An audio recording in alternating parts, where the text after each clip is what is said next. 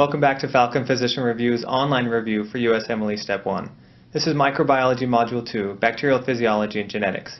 We'll talk about the bacterial life cycle, its oxygen metabolism requirements, and different ways in which bacteria transmit their DNA from one to another.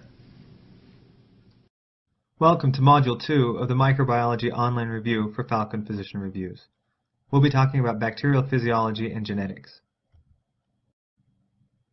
This first figure is very important for Step 1 as it describes the unique replication and growth curve found in bacteria. What you do, starting with the left-hand side on the bottom, you have a line that rises up to a hill and then falls back down. That flat line in the initial stage is called the lag period. This is where a bacteria gets in and it has the essential nutrients it needs in order to make amino acids, vitamins, or coenzymes. And yet you don't see any increase in the number of cells because it has to build up the proper machinery for replication. Then you enter the log phase. The log phase is rapid, explosive, exponential growth, where there's tons of replication going on. This is where bactericidal antibiotics work best. If the world had an unlimited amount of resources, bacteria could quickly overcome everything and rule the world. But fortunately, things live in finite amounts, and bacteria often will then reach a stationary phase. They've plateaued. They can't use any more of their natural resources to build up more enzymes, and so they're limited by the things they need to replicate further. That's where you also start to get the production of acids and toxic materials, and we stop our lag phase.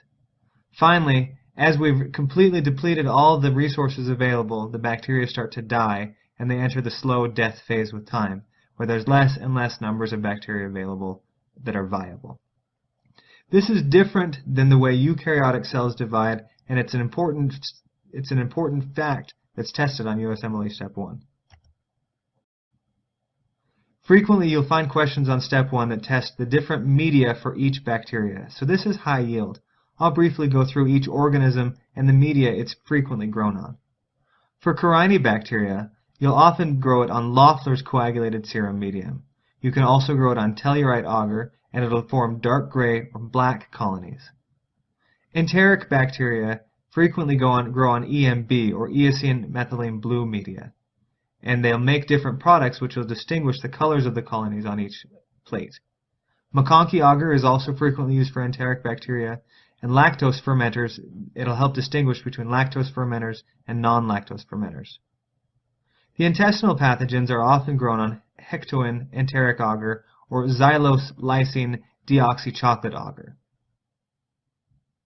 Legionella is a bacteria that's frequently grown on charcoal yeast extract agar or CYE agar, which has cysteine and iron. Mycobacteria are grown on Lowenstein Jensen media. They take a long time to grow. It contains egg yolk and antibiotics to suppress non-mycobacterial growth, which often happens.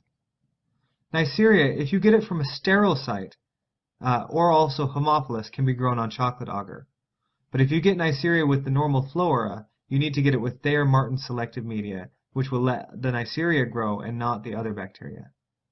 Vibrio cholera likes an alkaline growth medium, and it's grown on thiosulfate citrate bile salt sucrose media. Anaerobes are often grown in thioglycolate. There are special growth requirements which are high yield for Step 1. Mycoplasma in specific needs cholesterol and purines and pyrimidines in order to replicate. Some of the zoonoses, like Francisella, Brucella, Legionella, Pasteurella, but not Bordetella, require cysteine. Haemophilus is an interesting bug. It requires both factor X and factor V. Factor X is the protoporphyrin, and factor V is NAD.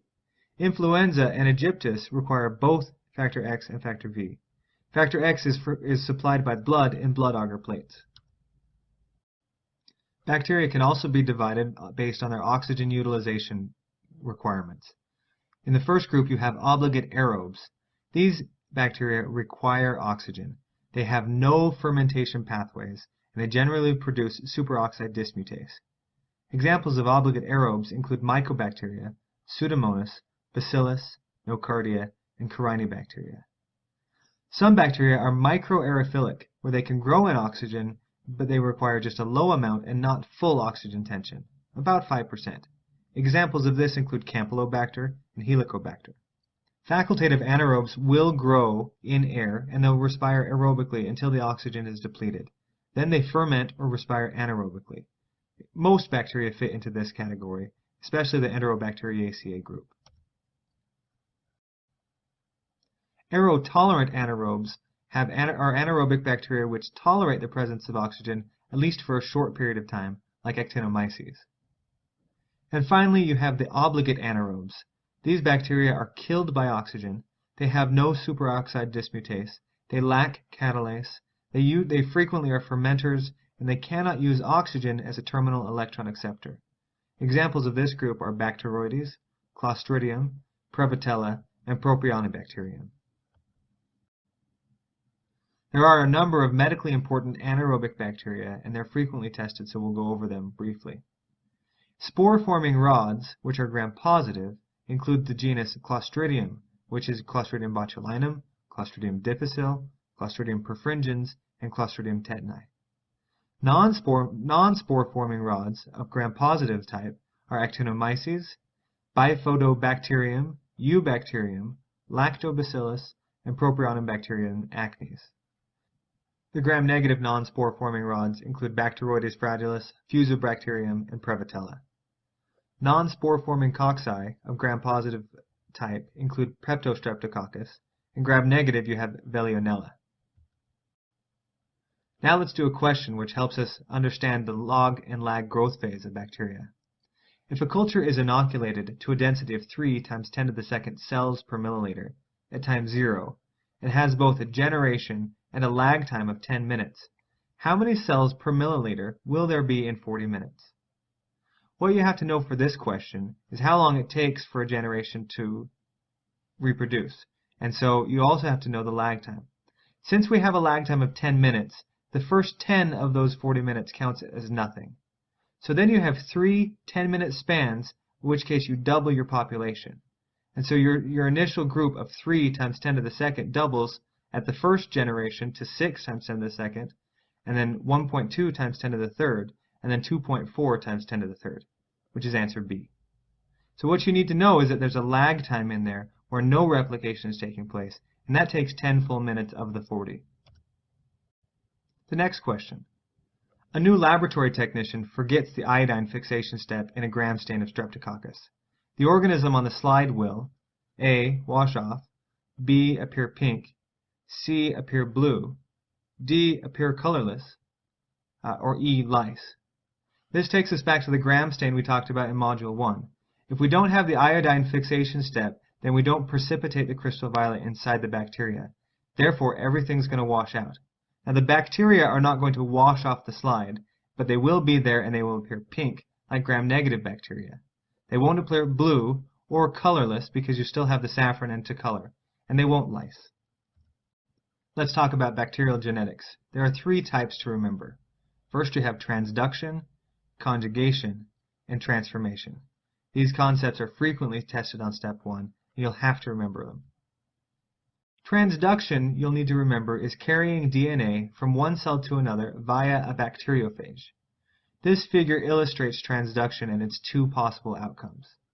On the left, you have a little bacteriophage, which sits on the bacterial cell wall and injects its bacteriophage DNA into the new bacteria. The donor cell is infected with the bacteriophage, and there are 2 possible outcomes. If the phage is virulent or lytic, the phage will replicate and cause the cell to lyse, and many new phages will be released. You'll have to note in the picture that one of the phages contains the bacterial DNA, so that's another way that bacteria mix their DNA up. The second possible outcome is when you have a temperate phage. This phage doesn't cause cell lysis, but the DNA integrates into the bacterial chromosome and changes the properties of the cell. This is called lysogenic conversion. Specialized transduction is important because lysogens can carry genes which aid in bacterial resistance to antibiotics. They also can carry toxins. If you have a prophage which integrates into the bacterial chromosome, it can then be inducted. Note, the cell doesn't normally lyse. It's not a lytic phage. So lysogenic conversion is where lysogeny can convert a non-pathogen into a pathogen, or it can increase its virulence. Examples of this are the tox gene, which is transferred by phage for Corynebacterium diphtheriae, or the pyrogenic or erythrogenic exotoxins found in Streptococcus pyogenes. Induction is where various treatments such as UV light destabilize the integrated prophage, and then it induces a lytic phage replication. Conjugation is the second type of bacterial genetics we need to talk about.